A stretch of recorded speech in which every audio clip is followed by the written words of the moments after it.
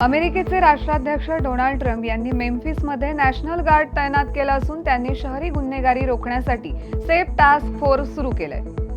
आंतरराष्ट्रीय अणुऊर्जा एजन्सीची 69वी सर्वसाधारण परिषद व्हिएन्ना येथे होतीये, ज्यामध्ये अणुऊर्जा आणि तंत्रज्ञानाचा शांततापूर्ण वापर आणि जागतिक अणुप्रसार व्यवस्थेचे संरक्षण करण्याची तातडीची गरज यावर लक्ष केंद्रित केलं गेलं। अमेरिकेचे परराष्ट्र मंत्री मार्को रुबियो यांनी इस्रायली पंतप्रधान बेंजामिन नेतान्याहू यांना पाठिंबा दिला असून ओलिसांची सुटका आणि हमासचा नाश याला प्राधान्य दिलंय। प्रगत अणुभट्टी तैनातीला चालना देण्यासाठी यूके आणि अमेरिकेने प्रमुख अणुऊर्जा करारांची घोषणा केली आहे। नेपाळमध्ये सोन्याचा दर 2,17,100 प्रतितोळा असा विक्रमी दराने पोहोचलाय।